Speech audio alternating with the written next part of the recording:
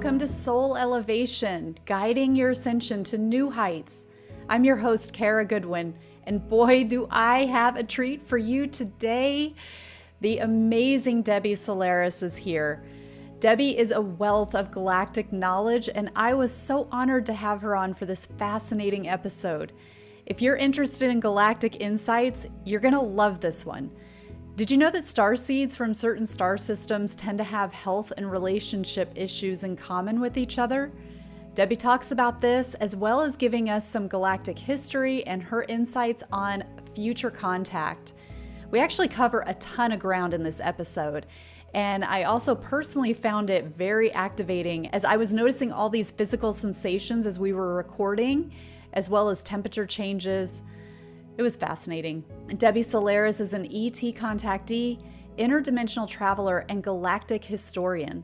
In this episode, she talks about the fateful extraterrestrial contact experience a few years ago that awakened her to her true star lineage and higher calling.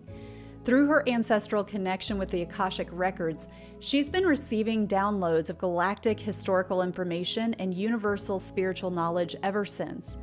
She feels it's a big part of her mission while here on Earth to help awaken others to their own true divine selves and cosmic origins. So we'll get into this in just a moment, but first I'm so excited to share about my book, Your Authentic Awakening, A Guide to Everyday Spiritual Living. I'm so excited about the beautiful feedback I'm hearing from readers. This book is designed to help you reach new heights of spiritual awakening with spiritual guidance, practical tools, and captivating personal stories, all working together to expand your consciousness and open your heart. Find out more information at karagoodwin.com/book, including how to get your own signed copy. And now enjoy this episode. Well, welcome, Debbie. I'm so excited to have you here. Thanks so much for coming on. Thanks for having me. It's exciting to be here and share with your listeners and get to know some new folks. So thank you. Well, you have such a fascinating background. You have access to all this galactic knowledge and galactic history, and I know you consider yourself a late bloomer to the ET scene. Let's start by talking a little bit about your journey and how you got into galactic history. Yeah, it's kind of an interesting journey to say the Yeah. least. Yeah, because I would have never have categorized myself or even imagined that I would be doing anything remotely what I'm doing now. Because I had a very, I would say, traditional and conventional upbringing, so I was born into a military family. So my father was in the military, and so as a military brat, we traveled a lot, so we, went from one duty station to another, quite a few overseas, so I would say early on in my life, I had exposure to a lot of different cultures, but it was still hard as a kid, because, every 2 years you were changing schools, so it wasn't, the easiest way to, have a childhood. And then I ended up going into the military myself. So I spent 6 years in the U.S. Navy. I was a hospital corpsman. Worked, my specialty was environmental health slash preventive medicine. So I did a lot of like water quality testing and air quality testing and, restaurant inspections, particularly just mostly, Navy based, in food facilities at that time. And then did entomology. And I mean, it was just like a whole slew of things. So it was really pretty interesting, but then I got out of the military and I spent quite a few years working in a related field called environmental health. So I worked for public health for quite a few years. So I came from a science background, and I wasn't really at the time that interested in the paranormal or the spiritual.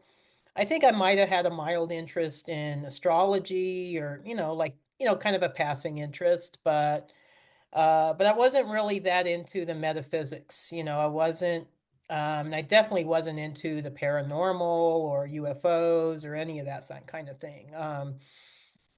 That kind of started changing when I met my now husband. he and his mother were always super interested in the paranormal. Like, they were the ones that would always read up about, paranormal events like, ghost sightings and UFOs and, the Sasquatch stories. And, so These are they, my kind of people. yeah, yeah, they're pretty interesting, those two. But, um, so I noticed my husband at the, he was always reading about this stuff. And I was just like, what in the heck is he reading about? Because he was a mortgage broker, and I was like, what in the, like he seemed like a pretty straight guy, and I was like, what in the heck is he reading about? And so I started getting more and more exposed to UFOs and ETs, just through the things that he was interested in. But even back then, I remember not believing it. I just thought, oh, there's got to be an explanation, it can't be real. I think people are just making this up. And, so I was a real skeptic. I was just like, I don't know about this. But I think in a way it was helping me to expand my consciousness to where maybe on a subconscious level I was seeing it as a possibility, so, um, but I never ever would imagine that I would have my own experiences. I just thought, okay, I'm just trying to navigate through an ordinary Earth life. I'm trying to just, work and, because I had my 3D job and was just trying to pay bills and, trying to work on my relationship with my husband that I've been with now for 22 years. Um, I was just trying to navigate through life like a normal person. And then in 2012, I had an extraordinary experience where I it all started with a prayer. So in 2012, I was one of those people. I was always worried about everything. So and I was noticing what was happening with the planet, and I was just like, there's got to be a better way. It's like, why is there so much suffering? Why is it? Well, we're getting into the 21st century. I mean, we're in the 21st century. Why aren't we doing things different? So I sent this prayer out to the universe asking for divine assistance for planet Earth, for all the beings on planet Earth, human, non-human, whatever. And I asked this of the angels, every galactic or, interdimensional being I could think of. Um, so I just sent this prayer out to them. I just said, "Hey, we really need help here." And then I forgot about the prayer. And one night I went to sleep. It was like 2 weeks later. I went to sleep as normal. And I found myself in this alternate reality where, and it wasn't a dream. It's like my husband at first was saying, was this like a weird dream? And I said, no, it was too real to be a dream. It was like when you're in a dream state, everything's kind of, even with lucid dreams, everything is kind of fuzzy or it's not, some of the details aren't real clear. With this experience I had, it was like I was in a hyper reality. All the details were super sharp. I could see auras and brilliant colors, and it was very undreamlike. So I knew at that point that I was in a different reality. And when I looked around, I noticed I was inside what looked to be an extraterrestrial starcraft. It looked like a starship, but it wasn't metallic. It was not like what you would see on Star Wars or Star Trek. It didn't look like it was constructed by human hands. It actually looked like it was comprised of light and some sort of material. It was like a plasma-like material, very organic ship, just very flowy. And I was like, wow, I've never seen anything like this. This is amazing. And the ship had its own sentience, so it's kind of leading me towards this space. And I followed along and I found myself in this large room with extraterrestrial beings. And I knew immediately they were extraterrestrial. I mean, there was no doubt. And through a series of questions that I was asking within my head, they were responding to me telepathically. And they told me that they were Arcturians from the star system of Arcturus. And they told me where Arcturus was located. It was in the constellation called Bodas, which was what we call it on Earth. I'm sure they probably have a different name for it, And but were you familiar with Arcturus before this dream? Or, I mean, I know it wasn't a dream, but yeah, okay. mildly, but not like in great detail. Like Hmm. I would hear Arcturus in passing, but it wasn't like I had a lot of information about them. Hmm. So so this was all kind of new to me. I was just kind of like, what in the heck is this? And when I looked at the beings, I could tell they were extraterrestrial, but they didn't look like the gray aliens I was always reading about, or the tall whites, or what you normally read about in ufology, where they're always talking about the tall whites or the gray aliens or the reptilians. They didn't look like any of those, beings. So I knew that these beings were special, and I knew that I didn't need to be afraid of them because they were so loving. They just emit this loving energy, like they just envelop you in this love energy. So you just want to be around them, you want to be with them. So I was asking a lot of questions about what in the heck is going on planet Earth? Why are things so bad? Why isn't, the consciousness, catching up, with because I knew about the age of Aquarius. I knew that people have talked about the age of Aquarius since the 1950s and 60s. So I had some knowledge, but I didn't know what the heck was going on. It's like, why are things so bad? And they told me basically that everything in the 3D is an illusion, that it's kind of like playing a video game where you take on an avatar and you're kind of navigating through this false matrix construct. And they even used the word illusion. They used that several times, and I didn't quite understand what they meant by that at the time, because I I was kind of like, well, everything seems really real. Like, when you're living in a house and it's real, and you touch your furniture and it's real, and you go in a car and it's real, but now I think I understand more what they meant by illusion. It's but it they answered a lot of my questions. And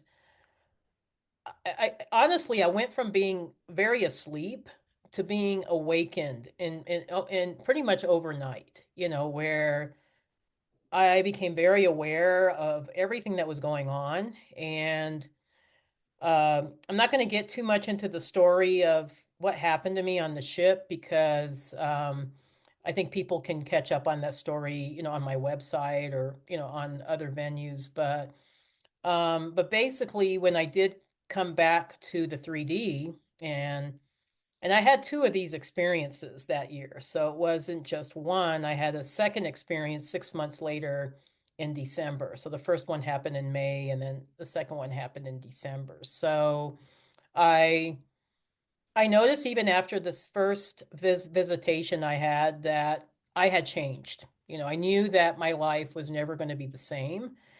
And I started noticing that I'm starting to get downloads of information about galactic events and galactic history and galactic races. And all of a sudden, I know all these different star systems. How do I know this? And I was starting to have weird experiences where I was always seeing UFOs. Like when I would go out, I was seeing UFOs. I wouldn't say every single day, but I was seeing them very frequently.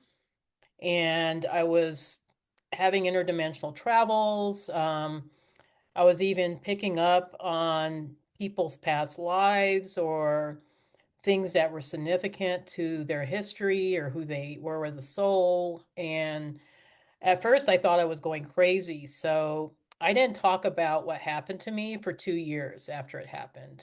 So for 2 years, I just mainly focused on trying to figure out what was happening to me. I started taking a lot of spiritual classes.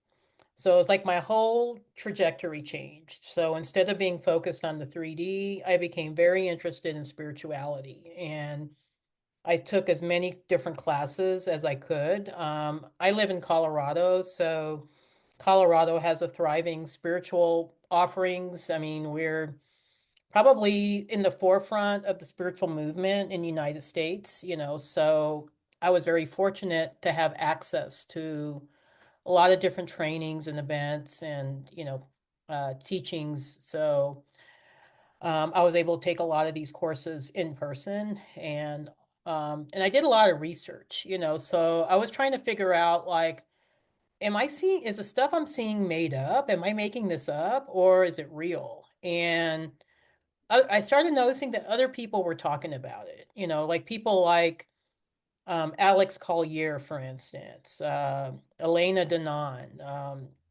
uh, even Dolores Cannon and Lissa Royale Holt. There were people out there talking about the same things I was seeing. So I was starting to think, okay, maybe I'm not making this up; it's real. How I came about doing Akashic readings was kind of by happenstance. So I didn't set out to be an Akashic reader. I was just taking a lot of spiritual classes, and I started taking Reiki classes in, my hometown here of Castle Rock. And I was telling my Reiki teacher about some of my experiences, and she pretty much said, I think you're getting information from the Akashic records. And I didn't know what the Akashic records were. This was like in 2014. And I said, okay, that sounds interesting. She says, I teach you how to do how to read the Akashic records. You want to come to some of my classes? And I say, heck yeah, sounds fun, So I started taking her classes, and I was noticing that, oh, I got a natural connection with this. I get downloads really easily, so I thought it would be fun for a while just to do Akashic readings on the side. So I still had my 3D job. I was still working 40 hours a week, because I had a government job, and I was doing all this woo-woo stuff, on the side. So, um, so I was thinking at the time, like, gosh, I do not want my bosses at my job knowing that I do this woo-woo stuff, So that's how I came up with the name Debbie Solaris. It's not my real name, but I was just trying to be incognito, making having my little side gig, So Yeah. so I came up with that name so nobody would know that it was me doing this stuff. But it kind of stuck, and then uh so so that's how I kind of got started in all of this. And I was at first doing readings for almost nothing. I mean, I was practically giving away readings for free because nobody at the time knew what Akashic readings were. And Well, and I your was, Akashic readings are galactic, right? yeah, they're galactic. Yeah, Yeah. they are not of this earth, I'll bring in earth lives if they're pertinent, to my client, but I was starting to do a lot of these readings because nobody had ever heard of doing readings that were beyond Earth lives, and I was able to tap into that, so I went from giving away readings for free to, having like a massive waiting list, of people that would want to have readings with me, um, and then I got invited to talk about my ET contact experience in Denver, which led to me doing a presentation about galactic history at the University of Colorado in Boulder, which that was actually my first big presentation. Wow. I was like shocked. I was just like, I can't believe I'm speaking at the University of Colorado. I mean, that's Yeah. insane, you know. And to a group of 200 people, that it was a big auditorium. I mean, it was beautiful, Wow. so I was just like, okay, I think I'm not in Kansas anymore. Something's changing here, Yeah. and then eventually in 2020 I got invited to go on the Beyond Belief show, with Gaia TV, and the reason for that was kind of like, so I have friends that work at Gaia, they're my friends. And they've been trying for years to get me on one of the shows, but I guess I don't know, maybe they didn't. Like I said, people sometimes I think overlook me or but I did so many readings for people at Gaia TV, like including some of their producers that I think they were just like, okay, she's on to something. We need to get her on a show. So eventually they did get me on the Beyond Belief show with George Norrie, and things for me blew up after that. It was just like, there was no going back. Yeah. And then and so now I'm just trying to, ride the wave and see where it takes me. But it's been a really amazing journey, like from being from such a 3D human, where I didn't know anything, I was, Mhm. and even my family said, they were saying like, we never noticed Debbie ever did any of this stuff, or, she didn't have any special gifts, and then, I'm doing all this. And at first my family thought I was crazy. Because I gave up I actually retired early from my 3D job, to do this full time, and they thought I was nuts pretty much. And now they're telling me, "Oh, that was the best thing you ever did." Look, you look at you, people know who you are and you're very successful. And I'm just like, well, I just followed my heart, Right. you Yeah. know, yeah, I just I followed my mission finally, that I, and I fought with my guides, for years, because they were telling me, you need to leave this job. And I said, no, I got to stick it out for my retirement. And they said, you need to leave this job. And I said, okay, I will leave the job. So I set my retirement date. Um, it was March 31st, 2019, which was actually quite fortuitous because the very next year, that's when COVID hit, and Oh, yeah. yeah, so I got out right before COVID, and I would have probably been forced to take the vaccine if I would Oh, have right. stayed. And so that's why my guides were being so insistent. I didn't realize Yeah, at the time, but of course. I would have probably been forced to take it to keep my job, or even worse, have to work endless hours, trying to mitigate COVID. And yeah, that was not Right. my path, So Right. so I feel very fortunate that I finally listened to my guides, so a lot of times when people work with me, when they do a reading with me or they do one of my trainings, I'm always telling them, hey, you need to work, you need to really tap into your higher self and tap into your guidance, because that's going to be your compass to getting through or getting out of the matrix. They're going to help guide you out of there. Because I think a lot of what happens with humans, especially even starseed humans or light workers, is that we get so enmeshed in the 3D that we don't necessarily um, think to listen to our intuition or listen to our higher guidance, that maybe they might be screaming at us like, hey, you need to take a different path. And Right. so, Yeah. And and you talking about how you were doing work under the name Debbie Solaris and that mhm, what, just so that you could have like these two aspects of yourself and like have some harmony, be able to do where your passion was leading you, but also to still have that security in the 3D. And I think that so many people can relate to that, where it's like we feel compelled to be these galactic or bigger, bigger expressions of consciousness than we feel that we can be in the 3D. yeah. And it's this dance, we because people have varying levels of freedom to be able to express themselves in that way. And that's one of the compelling things with your story, is that It was a dance. struggle. It was I mean, I was fighting against my family and my husband because they wanted me to have that secure job. I Mhm. mean, that was how they were programmed, So, Right. so And I just found that I was getting sick. I was diagnosed with breast cancer in 2016 and Wow. had to take some time off from everything, Mhm. just to recover from that. And I chose not to do the allopathic medicine path, so I chose not to do chemotherapy or radiation or anti-estrogen drugs, which is what my cancer doctor wanted me to do. And I said, sorry, no. And she said, well, you're taking your life in your own hands. And I said, yes, I am. And I'm going to do it the natural way, So, Wow. and Yeah.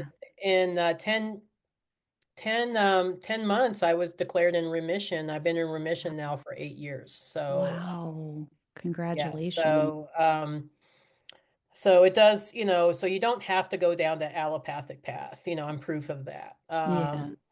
You know, but but a lot of people get roped into that propaganda, like, oh, you got to do the radiation, you got to do the chemo, you got to do all these drugs. And I was just like, nope, I'm going to cut out sugar. I'm going to use essential oils. I'm going to fast. I'm going to do juicing, So I did a lot of different things. I did a lot of Reiki and theta healing and a lot of inner shadow work too, that Mm. helped me to recover from cancer. Because cancer is a very emotional based disease, in my opinion. I think a lot of it's based on unresolved emotions, usually anger, but I was an angry person. I was really, Really? yeah, I was very angry. Didn't realize it until I went through my cancer journey, just how angry I was. Wow. So it was a lot of healing from that. But yeah, trying to, navigate those two different worlds like you were talking about. That gets very difficult, Yeah. um, and I know a lot of, people that would love to do 5D work, they would love to be able to throw caution to the wind and say, you know what, I I just want to be an interior designer, or I just want to be, you know, a Reiki practitioner, or I want to talk about spirituality at events. And but because we still have one foot in the 3D world, we find that, we have to navigate through that, Right. so I always tell folks to do a 5-year plan, like, okay, um, what is it that you need to do to support yourself so you can do what you love, and, that a lot of that might involve maybe making some sacrifices, or maybe, you plan to put some money away, or maybe you just decide that, I'm gonna transition out of my 3D job at this date, like, which is what I did, Hmm. and prepare yourself, to where, you can be able to sustain yourself doing, 5D work, Yeah. um, but yeah, the Akashic records, um I think, a gateway for me doing the galactic history work, because I was constantly accessing that information through the Akashic records, so a lot of people, I think of me as an Akashic reader, but I don't consider myself that. I consider myself an Akashic channeler, that I'm channeling in this information that is in the collective, so this is all information that all of us as beings, sentient beings, we're contributing to the Akashic records. So Well, and if I can just mention while you're on that track yeah, with the channeling, because when you were talking about, sorry, when you were talking about the your experience hmm, that really awakened you when you were on the starship, yeah, I've heard you tell this story before, and it made, as you were talking about it, I was like, oh my gosh, I remember now being driving. I was about to go do a healing session. So I was driving to a yeah, client's house and I'm listening to you tell this story. And it was like everything went timeless. And felt, I felt a shift just listening to you talk about it.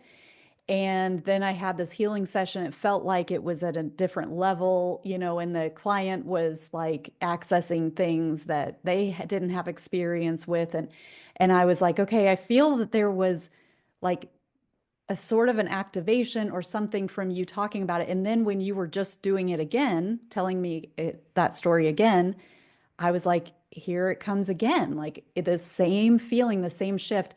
So it feels like it's like you're bringing us with you, through the memory, like you're like accessing it again, but you're accessing the frequency, and then you're helping us to access the frequency that is very expansive. And I don't know if you have more to say about that, if people have expressed this with you before, but it's like, oh, this familiar now, like shift from hearing you go back in time to talk about what you experienced. Yeah, no, it's really cool that you shared that. I guess I never thought of it as an activation for other people, but I think in a way it is. It's kind of like when I tell the story, I'm bringing in those higher frequencies, and then the person that's listening to the story, whether it be, my particular story or even a story that's a download from the Akashic records,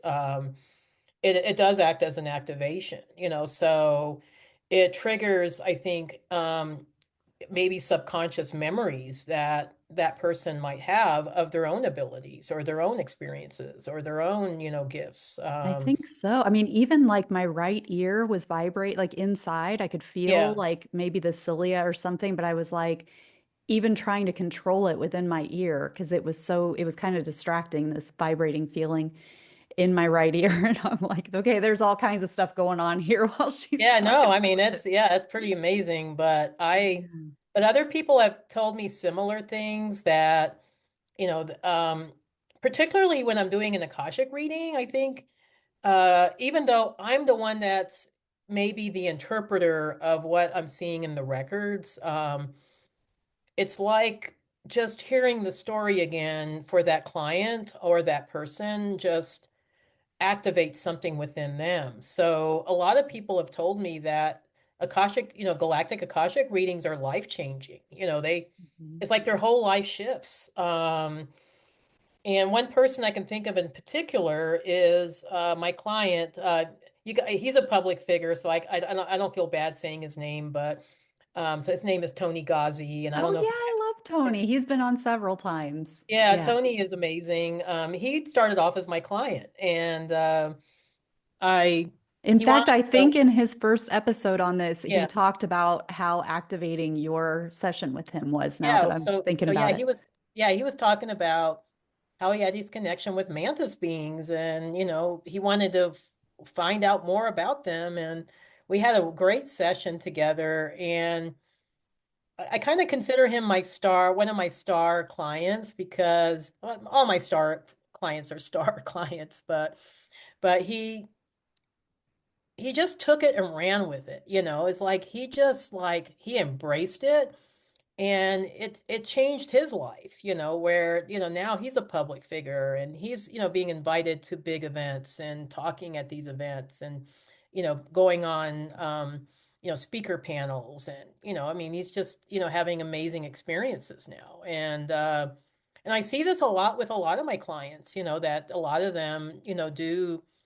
It's like something activates, and they start remembering things, and they start remembering, like, oh yeah, I did have past lifetimes in these other star systems, or I am this galactic being, or I am part of this soul group, or I have these contracts, and I have this mission that I need to get aligned with, and it is life changing. It Mhm. just seems to have that and it not only affects them, it affects everybody around them. That's the thing that's amazing. It's that it has this kind of ripple effect where, then, their relationships with their kids and their families change, and they start, making more of an impact on their communities, or they're traveling more, or, so it just has this ripple effect, and that's the effect that's not really just particular to me. It's particular to all of us,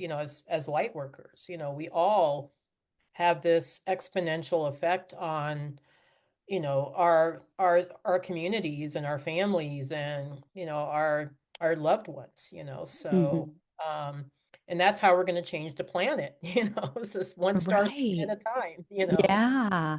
yes. Well, I would love to get in a little bit more to that, the Akashic readings and how, you were saying people maybe would call you an Akashic reader, but you would say you're an Akashic channeler, right? Yeah. And so tell us about how you access this information, and is it different from what other people would consider like the Akashic, if it's the Galactic rather than the Akashic, library or whatever, and what it's like for you? Oh yeah, that's a great question. And it's a topic I love to talk about because I Because it's think we all, fascinating. yeah, I mean, yeah, because I think it's just like there's so much layers and layers of it that, I mean, we could talk for 5 hours about it, but I honestly, I when I tap into the records, it's like an immediate connection. And maybe it's my past history as an Arcturian being, because I know the Arcturian beings are keepers of the Akashic records. They had to process, souls through the soul gate. So Arcturus is a soul gate. It's where souls go after they pass away and they get reprocessed and ready for the next incarnation. So Arcturian beings, one of their missions is to help these souls transition, so they had to have constant access with the records, so that was my understanding as far as my previous ancestral connection to it. But what how it experiences for me is I don't see the records as a library, like a lot of people see it like this big library with a bunch of books and it's massive, and I mean maybe that's what they relate to, but what I see it is more energetic. It's more like I'm creating this column of light. I'm connecting my crown chakra and my third eye and everything that's of the higher my higher chakras with this higher realm. And when I connect with it, I feel like a discernible click in my head. I mean, it's just maybe particular to me, but I feel this click like, oh, I'm in, Mhm. like click, I'm in. And a lot of times I'm immediately getting downloads, I'm so it's kind of like a multi-clair experience where you're getting clairvoyance through the images, but then you're also talking to the guides and the guides. So there's a clairvoyant or a clairaudient aspect to it. And then there's a clairsentience, and sometimes there's even clairgustance or so you smell and taste things as well. And one of the things I notice when I'm going through this Akashic journey, so I'm tapping into, say, a client's Akashic records, is that it's kind of like opening up a crystal. Like they have their own little particular soul crystal that has all their information, and I'm opening it up and I'm seeing this movie, like the story of their soul, their soul journey. And it's really beautiful because I get to experience everything they experienced. So you feel all their feelings, you feel what happened. I mean, so it can be very exhausting for the reader, because you're having to process everything on multi levels and then try to interpret it for your client in a way that's understandable for them. So that's why sometimes I take a more linear approach, because I know here on Earth, things make more sense to us on a linear process. So I try to tell the story in a more linear fashion for them, but not all the time, but a lot of times. And and then they starting to remember. Like it's like sometimes, like even with the records, like I'll pick up something and I'm like, why are the guides showing me this? It doesn't make any sense. It's like, why do they keep showing me this? And a lot of times I'll be second guessing it. And then I'm like, you know what? They're showing me this for a reason. I'm just going to blurt it out and tell my client. And so I'll tell them. and they're like, "Oh my God, I can't believe you picked up on that," or "Oh my gosh, that was the missing puzzle piece," or that was some. So there's something about even getting random information where, okay, it's very relevant to that client. So now I don't second guess it as much anymore, but it's so activating on such a multi-dimensional level that a lot of times my clients will listen to their readings over and over again. And so they might listen to it like maybe, a month later or 3 months later, and they get new information every time. Wow. It's that multi-layered that, you know, it's kind of like it just has like a lot of codes that they just keep uncovering, the more that their consciousness expands and the more that they are evolving and growing as a soul. So this is what is so fascinating about doing Akashic readings is just the transformational aspect of it. And Right. it's why I'm so excited to share with other people how to do it, because we all have the capacity to do this work. It's not just, I have a special passcode, or the password to the galactic records. You asked about the difference between galactic records and Earth records. So I want to address that as well, and then we can go on to the next question. But Mm-hmm. um, one of the things that I think I've noticed was that for some reason I immediately had access to the galactic records. And at the time I started doing readings, nobody else was doing that. Everybody was doing Earth-based lives. So I think that's what made me stand out, was that, oh, this person goes way beyond Earth.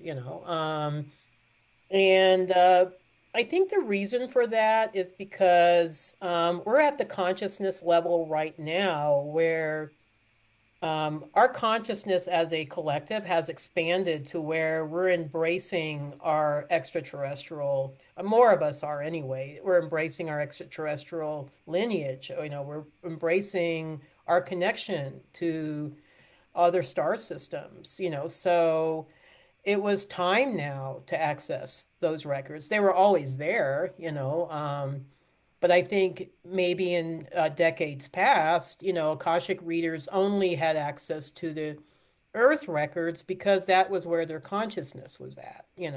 I know Dr. Linda Howe, she teaches beautiful, workshops, and she has beautiful books on how to read the records, and I greatly admire her work, but she talks about you can only access the Earth records. And I'm like, no, you can access more than just Earth records. I disagree with her there, but that was where her consciousness was at. And she has a very Christian approach to doing the records, which I appreciate, but it's not necessarily the only approach. But I think now that we're embracing our starseed heritage and that, we're understanding that we're ancient souls and we've had, incarnations in many different systems beyond Earth, these records are becoming more available, to all of us. And so I just did a retreat in Hawaii where a big part of the retreat was teaching people how to access the galactic records. And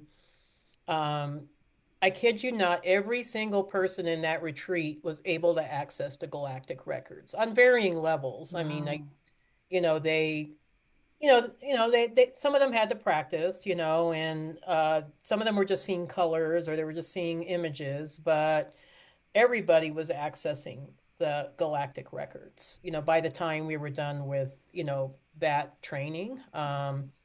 And they were all doing readings on each other, so it was kind of cute. Wow. Yeah, so it was really really fun. So I want to do more of those kind of Akashic reading boot camps. So Yeah. That's I so think that's, cool. yeah, I think I want to do more in-person ones rather. I teach an online course, but I think there's something to be said to learning from your teacher, like in person, and because the teacher is holding that frequency for you to do the work, like you were saying, like Right. it's kind of like an activation. So I'm hoping to offer more of that, in the coming year or, even maybe next year. Uh, but, anybody can do this, you don't have to be me to do it, Yeah, or be an Arcturian starseed or, uh, right. but, uh, but we've had success with, teaching people in person.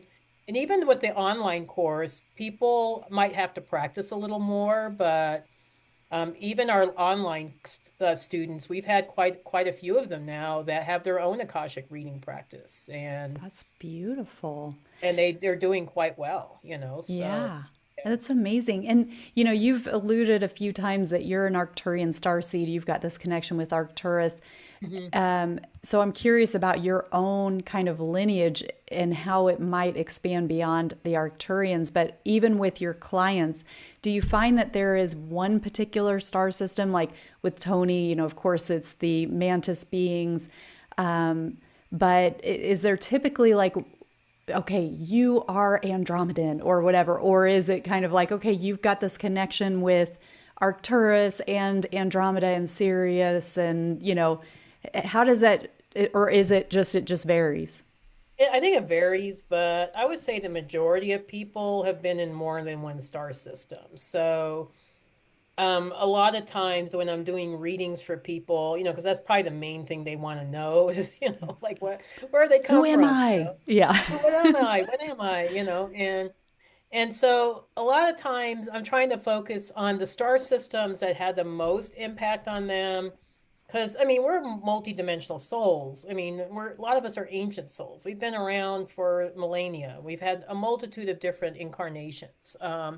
So I call myself an Arcturian starseed because that's my origination point. But I also know that I've had lifetimes in the Pleiades. I've had lifetimes in Sirius. I had lifetimes in Andromeda. I mean, I've probably been in a lot of places, but it's probably why I know all these star systems because Yeah. I've been in all of them, but I would say for the most part, most people are probably connected with more than just one star system. I would say that's probably more common. But I would say that some people might identify with one star system in particular. So, like for instance, with Tony, he really connects with Antares, but I've done his records. I know he's had incarnations in a lot of systems. I've Hmm. seen that in his records, but he identifies with Antares, so that's who he primarily channels, is those beings, so that's what he identifies with. But I know that he's had Syrian lives, he's had lives in Vega, he's had, Hmm.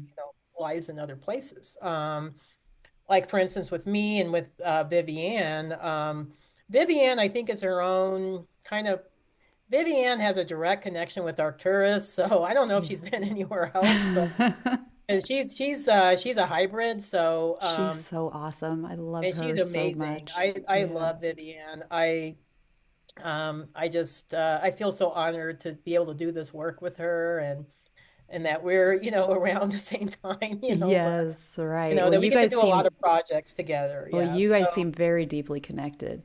yeah, Yeah. we have a special connection, but with her, I don't know, but with me, I know that I've been in a lot of other star systems, like Hmm. even Orion, Yeah. Well, even Orion. Yeah, we so were talking before we started recording that I interviewed Neil Gower this morning, and that came yeah. up about you and Orion, him and Orion. And my crown is on fire. It is Oh my on gosh. Oh my fire. gosh. Oh Oh my my gosh. God. I'm like, I don't know. I'm getting goosebumps. So I don't know. It's like, wow. yeah, yeah, the Orion thing, that's really interesting. Yeah. That was my topic of discussion at the last Conscious Life Expo was, That's right. That's how that came up. yeah, Yes. that came up. Yeah. So, Because I've heard you talk about the band, like the three stars or the three planets or stars, sorry, no, the three star, yeah, in the the middle, belt stars. Yeah, the and then belt, the outer ones and the yeah, the difference. outer Do you ones. want to Yeah. share? Maybe we can talk a Yeah, we'll little bit talk about about that. it. Yeah, why not? Yeah. So I've always had this fascination with Star Wars. And Which, okay, this is just so funny. I'm sorry to keep interrupting you, but No, you're I fine. You're fine. Yeah. I started watching Star Wars again, and I know like everybody's seen Star Wars. It's been on in my house so many times. Like my Yeah. son has loved it his whole life, and he's 17, and my Yeah. husband loves it. It's been on when I've been around, and I've realized like I've never actually really watched it. Like maybe I've seen bits of it or whatever. And so I watched episode 1 a few days ago, and I started watching episode 2 last night. Yeah. And you know, as you were talking about the library, and in that one, Obi-Wan goes into the library, and there's Yeah. something's missing, and Yeah. Totally. all Yeah. this stuff. So I'm like using that as my frame of reference of the Yeah. Galactic Akash. But and so of course you're bringing it up. I know it's a popular topic, but for me, it's so fun because I'm just like, yes, okay, more reflections of just my regular world. No, I honestly think George Lucas must have been an Orion Starseed, and he probably was getting downloads of past lives in Orion, because when I started watching, and I was like you, I've seen Star Wars movies for years, but when I really started watching them and analyzing them, I'm just like, this is the Orion Wars. I mean, this is what they're Wow. talking about. I mean, it's like, and even the planets and, the beings, just the diversity of beings. I mean, that was totally Orion. Wow.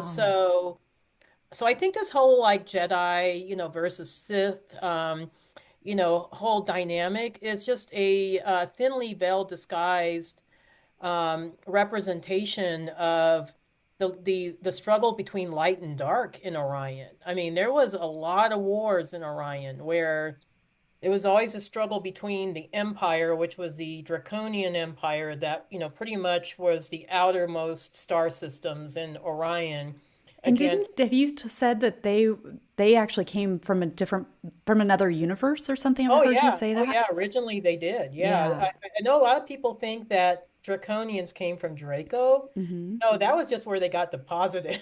So they actually came from Oh, another universe. wow.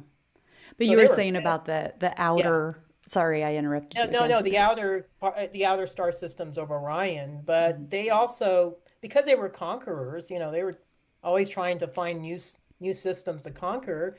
They started conquering those systems in Orion, and then they were fighting against the Belt Star people that wanted their self-sovereignty. They were just like, we're not becoming no part of your stupid empire. We want our own system, Get out of Naboo. like Naboo. Yeah, Yeah. exactly. Yeah. So I see a lot of like correlations between, the whole Star Wars saga and what was going on in Orion. So I get really excited, and I taught a course on how to be a Jedi Master on planet Earth, Oh, I so love that. and we're going to teach it again on Portal to Ascension. So if you missed the one at Conscious Life Expo, you'll get a chance to attend it on, I think it's July 27th. I'm doing it with Portal online, so anybody can attend, no matter where you are on the planet. So, That's um, awesome. and it's kind of like a guideline to becoming a light worker on planet Earth. It brings in a lot of the Orion history, and so I'm trying to compare it a lot with Star Wars, um, but it's actually, I think, the guideline for us to become, much more impactful light workers, and really walk the walk, like, Hmm. not just be, spiritual bypassing, but really walk the oftentimes very difficult path, Hmm. of being a light worker, here. Hmm. Right. And it's hard. I mean, every day I sometimes struggle with, like, what am I doing? Am I doing the right thing? Am I, my husband thinks I'm insane, so he's like, how come you're working all the time? You don't have to work so hard. And I said, because it's a mission. It's because it's where my heart is. And I want people to really get this and Mm. to embrace it. And because it's so life changing, it's so much, it changed my life. I mean, I was on the fast track to probably a very early death. because my health was so bad. And I couldn't get a handle on, I was obese and, couldn't get a handle on losing weight. And I was struggling with cancer and, a lot of other comorbidities, but just accessing this information and understanding, the differences of, what does an Arcturian starseed need, energetically speaking, or, physically speaking, as opposed to a Lyran starseed. So I also teach that class if people are interested. Yeah, because you have fascinating insights on like like how it affects us physically and the way that we're like the composition of the person. So you have a lot of information about Arcturians are more prone to this type of health expression. Or health issues as Right. opposed to, say, a Pleiadian starseed. Um, and these were just insights I got from the Akashic records because I'd done so many readings for people that I was starting to see these trends. And I was just like, okay, they're showing me something here. And I just kind of followed it along with relationship trends. That's another course we teach on my training page is starseed relationships, um, and that one had a lot of really good information on what are the tendencies for certain star seeds, what kind of relationships are they usually attracted to, or what's some of the challenges they might come across as opposed to another type of star seed. Mhm. So and this is just based on a lot of the work I did with the records. It's just like, starting to see trends here, starting to see, I mean, everybody has their own story, so don't get me wrong. Everybody has their own soul story. Everybody's reading is unique, but you start to see overall trends with Patterns and yeah, patterns with certain star systems, and people that are connected with those star systems. So that's so that's what makes this fascinating. work a lot of fun is, you just find new information and people, and it changes people's lives. They end Yeah. up, uh, taking what they learn and applying it, and they end up really aligning with their highest potential as opposed to just doing the mundane earth thing. So Right. so they're getting more aligned with their original cosmic blueprint, in other words. Yes. Well, and that makes me wonder when you talk about the original cosmic blueprint. And Hmm. and part of this I understand would be like when I think of the general population, I also only relate to it from my perspective. So Yeah, like yeah. I am in contact with a lot of star seeds and a Hmm. lot of the awakening community. And so sometimes I'm surprised when I come across somebody and it's like, "Oh, they're like this is all hidden from them. Like they are Hmm. not ready to accept any of it and they think I'm crazy."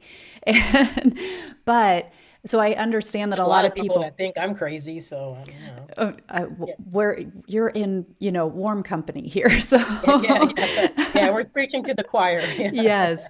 But, and of course, a lot of people that would be drawn to your work would yeah. be, they'd already be activated to a certain extent to understanding that they have a galactic connection. But that being said, with the population on the planet, do you think that, do we all have galactic origins, or is there a percentage of the Earth population where they are Earth, Earth souls and they don't have cosmic connections I or would say it's more the latter. Like, I would say there's a higher percentage of star seeds on the planet now than there ever has been in the history of this planet because of this big ascension cycle that we're all going through. But I have done readings for Earth souls, people that are, they know they're from Earth. They don't have, I mean, they're not disappointed when I tell them, yeah, you're just from Earth. I'm just seeing Earth lives for you.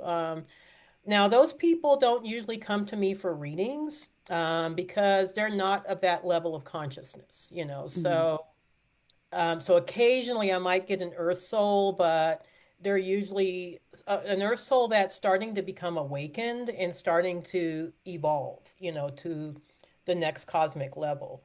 And what I think we're going to start seeing is, how we have star seeds that are incarnating on Earth.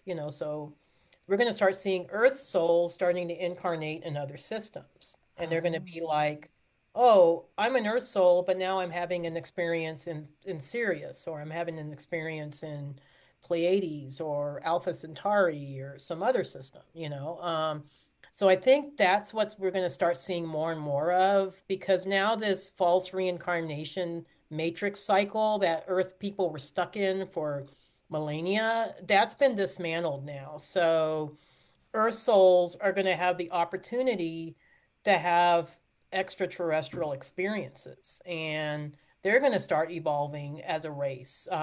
But to answer your question, yes, there are some souls, I'll say quite a few souls on Earth that are younger souls, and they've only had incarnations on planet Earth, or maybe they're part of the Earth's, the Earth oversoul group, that, they're assigned to this planet, but doesn't mean that they're stuck on this planet. Hmm. They are also going to be open to having experiences in other realities, as they evolve.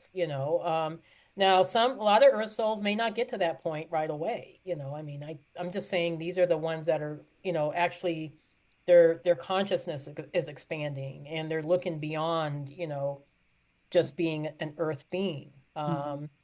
And I am seeing more and more of those. But again, those are usually not my clients. My Right. clients are usually the people that know their star seeds or feel this galactic connection. So they naturally would be attracted to me for a reading as opposed to, say, another Akashic reader. Right. But I've done a few readings for Earth Souls, and usually they Hmm. know that I just had Earth experience. I don't feel connection with any star system, but I'm wanting to become of service. I want to become a galactic citizen. I want to go to the next level of my own soul evolution. So we Hmm. are starting to see that. And I embrace that, because they are part of the greater galactic family too, Right. even if they're not quote unquote star seeds, so. Yeah. So I do see that happening. And well, how exciting would it be, like on Star Trek? Like, on Star Trek, I always thought it was interesting how when Captain Kirk and would talk about, like, I'm from planet Earth, and he was so proud of it, like, I'm from planet Earth. And I'm thinking, like, who would be proud to be from planet but he was always so proud of it. And I think that's going to become our future, where we're going to have, beings from Earth visiting other star systems. And I think maybe Elon Musk might be trying to make that happen. But but we're going to have these beings saying, yeah, I'm from Earth. And how cool is that? I'm an Earth being, It's like, Yeah. instead of like today, we're like, oh, yes, I'm a Pleiadian starseed. How cool is that? Yeah. So Well, yeah. I think that, maybe there's an inherent like, wow, you must be pretty tough. If you could Mhm. make it on Earth, like, well done, because And that is a actually, ride. And actually, the Galactics consider Earth beings to be like royalty, because they're like a composite of many different star DNA. Like, Mm. we're a composite of, like, Earth genetics is just a composite of at least 22 different star races, if not more. Um, so we're kind of like the mutts of the galaxy, But but we're also royal ones. the royal ones, though, but we also have a unique genetic, Mhm. as being Earth beings, that we're just this beautiful composite of many different star systems, including reptilian. I mean, Mhm. reptilian's part of that too. So that, yeah, they are tough. Yeah. It's kind of like mutts are more hardy. Like, when you talk about dogs and dog breeds, they always say that the mutts have hardier genetics. I would say that's true of the Earth people. So Yeah. Yeah. uh, so I think it'd be yeah. So they probably will get a lot of admiration once they start traversing uh, Yeah. the galaxy. You never know what will happen. Right. Yeah. I look Uh, forward to that. Yeah, and I think that's going to be our future. I think we're going to start seeing an integration of So I do believe this is something I keep seeing in the records, but I do believe we're going to have contact where everybody's going to know that extraterrestrial beings are visiting us. So it's not going to be hidden by the government anymore. And I think this is going to happen probably between the end of this decade and early next decade. That's the timeline I keep seeing, but obviously that can change, so I'm not making a prediction here. I'm just, seeing trends, Hmm. but I think once that happens, there's no going back. It's going to be, fast forward movement into the new world. And we're going to be integrating a lot of extraterrestrial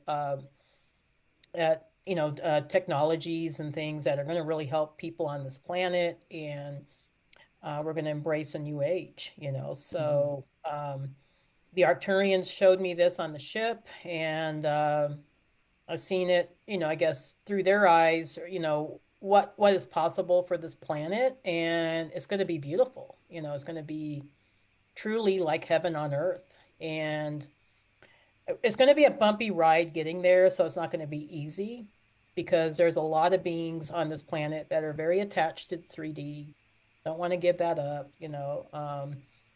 But we're Earthlings, so we're tough and we can do it. yeah, yeah, they just want to do it. Yeah, they just want to do it. But I think sometimes you also got to accept that there's a better way. Hmm. And, the old ways maybe don't apply so much anymore. Yeah. And it's a lesson, I think, for a lot of Earth people, that, just because it's always been done a certain way doesn't mean it has to continue being that way. And I'm seeing some aspects of that with the current, political administration in this country, where things are just really being dismantled right now. A lot of government agencies are being dismantled, and for better or for worse, I don't know, but I think it's probably a much needed process, and I think there's going to be new technologies that are going to be embraced, and I do think we're going to have contact. So I do think that's going to happen, and I always say that I think it's not going to be Pleiadians. A lot of people Okay. think it's Pleiadians. I think it's going to be probably Alpha Centaurians or Venusians. That's my Really? guess. Yeah. I Okay. think because of their proximity to this planet, because Venusians is just the next, they're in the same solar system. They're just in a different dimension. So So that's why we can't see them see with them. the, Yeah. Yeah, because yeah. they're in a much higher dimension. Are they And sixth? Alpha, yeah, I think fifth or sixth. Hmm. I think they're not even living in the physical plane. I mean, not physical like Earth is, So then they would they kind of would they have to go through a process of physicalization for the contact? yeah, I would Hmm. think so. Yeah. And Yeah. they've done it before because they were visiting I think some of the US governments like back in the Oh, yeah, 1950s. out west. Oh, I think I've like Yeah, like in the desert. like Val Thor was visiting, he was from Venus and they Okay. had physical form. I mean, Mm-hmm. and they were extremely good looking. I remember that. It was just like, Hmm. holy crap, who are these like, man, they're like super good looking, but I mean you can kind of tell they looked human, but they were too good looking to be Earth humans. It's like, what are these beings, Um, and Alpha Centaurians are kind of more fourth and fifth dimensional, so they probably are still in physical form. So they would have to, I think it would be easier for them to contact us, but they're much more advanced than us, I would say, technologically speaking, Hmm. so so if you were to run into an Alpha Centaurian, you would probably be like, yeah, they kind of look like an Earth human, but Hmm. there might be some slight differences. Um, but the Venusians especially, they're like, I mean, I've worked with some Venusian starseeds, and they have a higher vibration. I don't know. It's like, and they're very aligned with the divine feminine. Hmm. So even the men, star seeds are very feminine.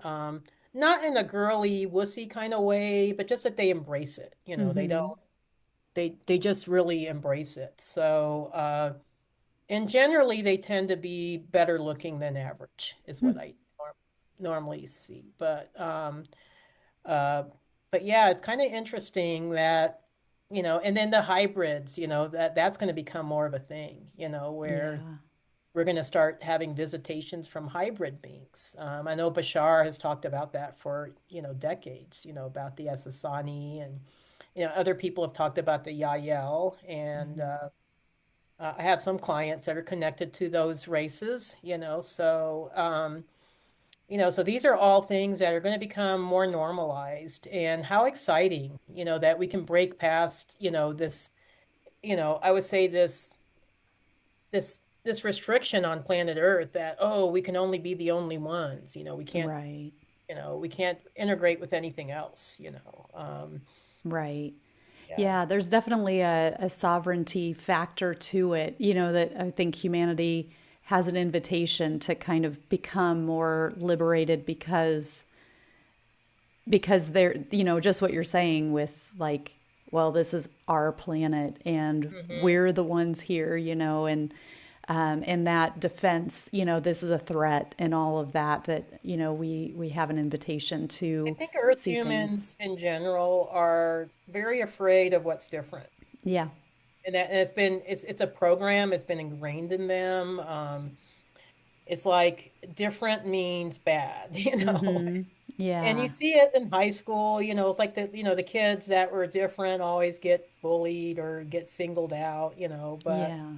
I mean, it's so ingrained in our culture. But I think we're going to move past that, and we're going to become embracing of, different species and different beings, and maybe having more open-mindedness around it. Like, hey, I can learn something, from these Yeah. beings, you Yeah. know. Um, They have so and much to offer. that's the reality I'm looking forward to, is when it could be like back in the Lemuria days where extraterrestrial beings were visiting us all the time. It was like a Yeah. thing. It wasn't even weird. It was just like, oh, here comes our, Syrian brothers and sisters coming back to say hi, and Mm-hmm. it's going to become more like that. And That would be a so beautiful amazing. world that'll, yeah. Yeah. So this has been so much fun, Debbie. I've learned so much. Please tell people how they can connect with you and learn about the events that you have coming up. Great. Yeah. So I would say the easiest way is through my website. So I'm at debbiesolaris.com, just like you see on the screen here, DebbieSolaris.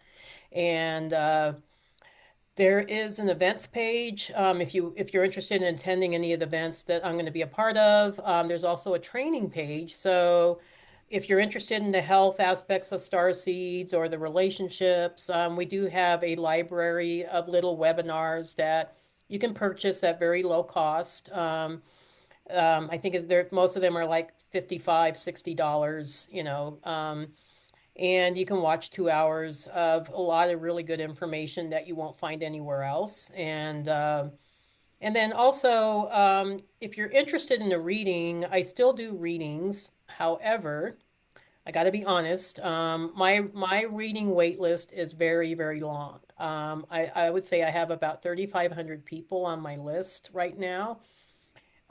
So you're welcome to wait for a reading for me. We'll put you on the list. But if I also have a Akashic reader directory, so if you don't want to wait that long, you're welcome to check out the readers on my directory and see if any of them resonate with you. We have some very, very talented readers on that list, so I would welcome you to check them out. And I'm gonna the next event I'll be at is the Meta Paracon in Wisconsin. That's in Eau Claire. I'm one of the keynote speakers there, so I'll be talking about the Akashic records and about starseed traits at that. So I hope you can join me. Beautiful. Wow. Well, Debbie, thank you so much. This has been amazing. It's been activating and so informative, and you're just such a kind, big-hearted person. So I love spending time with you. I'm so honored that you were here today. Thank you very much. Thank you for having me, and Thank you for, listening in and, being open to all my stories and everything. But I appreciate all that you're doing to help expand consciousness, and look forward to more collaborations in the future. Absolutely. Thank you so much. Take care. Bye-bye. Bye. Thank you for listening to this episode of Soul Elevation. Please take a moment to think about someone in your life who might be uplifted or have their curiosity sparked by this content, and send it on to them. Let's keep sharing high frequency, empowering content to reinforce the highest potential for humanity. I also invite you to subscribe to this content. Thank you for your support, and I'll see you for the next episode of Soul Elevation.